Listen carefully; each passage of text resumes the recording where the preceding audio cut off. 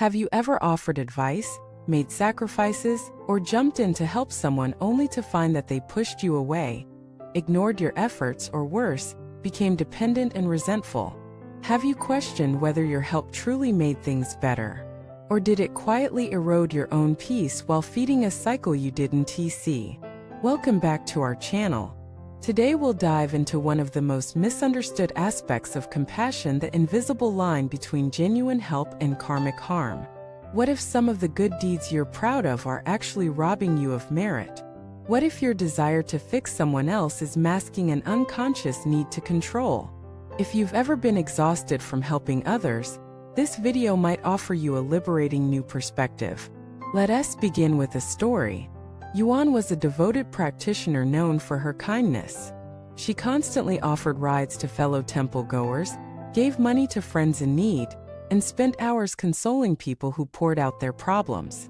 She believed this was the Bodhisattva path, relentless service without complaint. But over time she grew tired. Not just physically but emotionally. Her sleep worsened. Her meditation lost clarity. And when some of the people she helped didn't change or even began blaming her for their problems, she felt betrayed. "I'm doing everything right," she told her teacher. "Why does it feel so wrong?" The teacher looked at her kindly and asked one question, "Did they ask for your help?" Yuan paused. "Well, no, not always. But I knew what they needed." "Ah," said the teacher. "So you didn't help them. You interrupted their karma." That single sentence cracked something open in Yuan. Because in that moment, she realized she wasn't always helping from wisdom. Often she was helping from fear, the fear of being unneeded, unloved, or uncomfortable with someone else's suffering. She was trying to rescue people from lessons they hadn't finished learning. And in doing so, she entangled her own karma with theirs. This is a painful but vital truth. Good intentions are not enough. In the world of karma, outcome matters. Motive matters. Timing matters. And most importantly, consent matters. If someone doesn't ask for your help, and you give it anyway, you may feel righteous. But they may feel judged. Or worse, disempowered. Because the message they hear is, "You can't handle this. Let me fix it." And that message carries a vibration of superiority, not support. Let us go deeper. Real compassion respects another's journey. Sees suffering, yes, but it also sees potential. It recognizes that sometimes a person needs to fall, to feel lost, to hit their limits. That pain is not always a punishment. It's often a teacher. When we rush in to prevent that pain, we may block their evolution. We rob them of resilience. And what's worse, we take on burdens that aren't ours to carry. This is how our merit begins to drain. Not because compassion is wrong, but because misplaced compassion creates karmic entanglements. Imagine this. You give money to someone out of pity, but they use it to feed their addiction. You feel generous, but now you've contributed to their decline. You offer advice to a friend who didn't ask, and they resent you. You walk away confused, and they walk away feeling judged.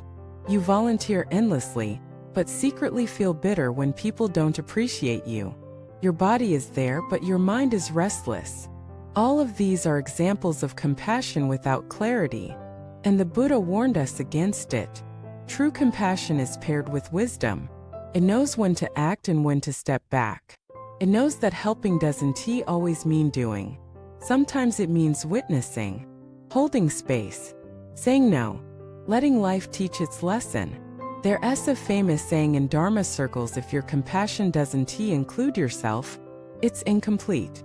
And self-compassion begins with boundaries. Let us look at another example. A man named David took care of his brother for years. His brother struggled with depression, refused to work, and constantly demanded attention. David cooked, cleaned, paid bills, and gave emotional support. He thought he was practicing unconditional love. But inside he was crumbling. He stopped practicing meditation. He withdrew from friends. He lost his joy. One day during a silent retreat he broke down. "I thought I was doing good," he whispered. "But I've disappeared in the process." His teacher gently said, "You became a crutch, not a catalyst." That sentence awakened something. David realized he wasn't helping his brother grow. He was keeping him small because he was afraid of what would happen if he stopped.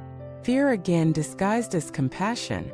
He eventually made a difficult decision to step back. Not in anger but in love. He offered his brother support only when asked. He recentered his own practice. And slowly, both of them began to heal. This is the paradox of real help. It may feel colder at first, but it burns with a deeper fire. It honors autonomy. It trusts karma. It waits for readiness. So how do you know when your help is harmful? Ask yourself, did they request it? Do I feel exhausted after helping? Am I expecting gratitude or change? Am I avoiding my own discomfort by fixing theirs? Do I respect their ability to grow without me? If the answers point to self-need, pause. Helping others is sacred, but helping with attachment pollutes both hearts. Buddhism teaches us to be generous but also to be wise. The Paramitha's perfections of practice begin with generosity, but they mature into patience, discipline, and wisdom. Generosity without wisdom is like water without direction. It floods, overwhelms, and eventually dries up. So instead, be like rain falling where it's needed, not where your ego wants to pour. Sometimes the best help is silent presence. Sometimes it's a question, not an answer. Sometimes it's allowing someone to struggle while you hold them in your heart, without rushing to interfere. And always it includes care for yourself, because you are not the savior. You are a mirror, a friend, a fellow traveler. When you help from that place not of fixing, but of walking beside, your merit multiplies. Not in a mystical way, but in real grounded shifts. You remain peaceful. Others feel seen, not saved. And the Dharma flows freely. So today, take inventory. Who are you helping? Why? Is your service rooted in love or in fear, pride, or guilt? Be honest. Be kind. And if you see imbalance, shift.